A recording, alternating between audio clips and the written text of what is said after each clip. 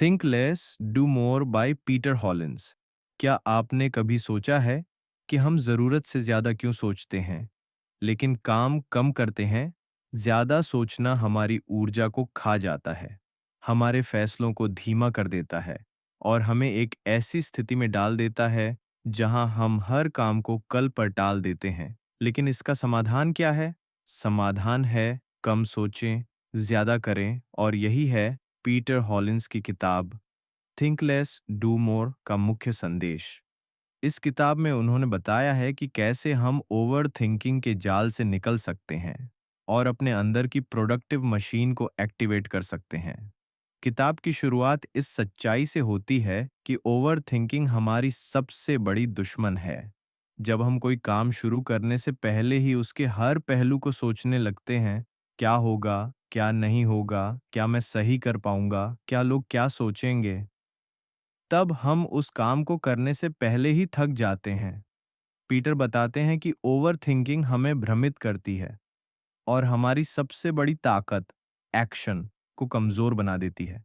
इसलिए पहला कदम है अपनी सोचने की आदत को पहचानना और उसे कंट्रोल करना।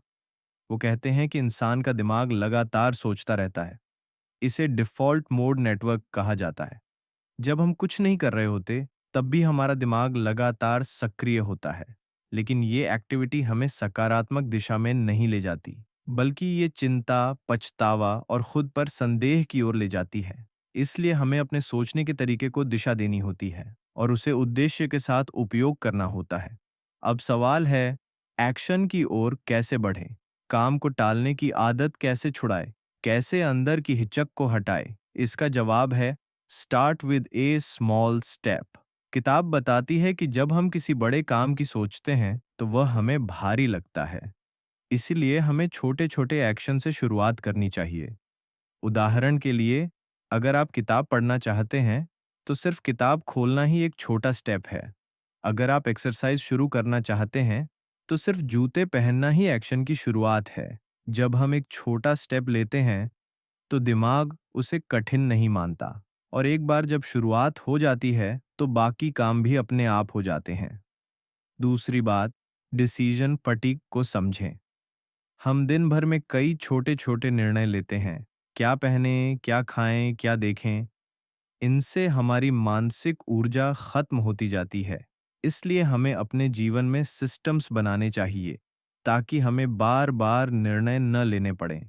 पीटर हॉलिंस बताते हैं कि हाई परफॉर्मर लोग रूटीन और आदतों पर भरोसा करते हैं। वे बार बार सोचने की बजाय एक सिस्टम फॉलो करते हैं जिससे उनका दिमाग खाली रहता है बड़े फैसलों के लिए। इसके साथ ही परफेक्शनिज्म, यानी सब कुछ परफेक्ट करने की आदत भी प्रोडक्टिविटी की दुश्मन है।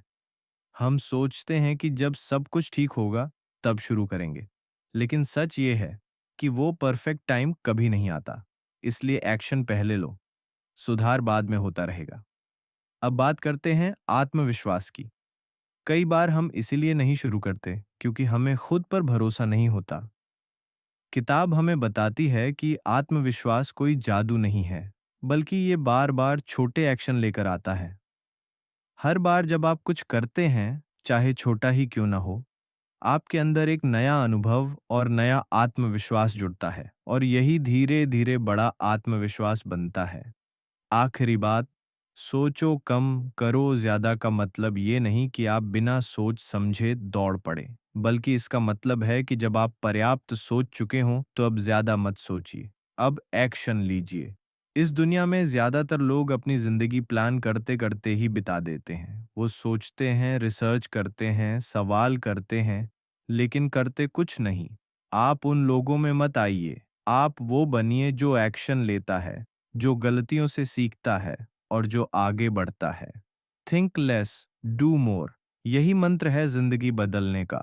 अगर आप बार बार सोचने की आदत से परेशान हैं, अगर आप कुछ शुरू करना चाहते हैं लेकिन खुद को रोकते रहते हैं, तो इस किताब की बातें आपके लिए हैं। आज ही एक छोटा लेकिन ठोस एक्शन लीजिए। कल नहीं, अभी, इसी वक्त। आपका हर छोटा कदम एक बड़ी जीत की शुरुआत हो सकता है। धन्यवाद।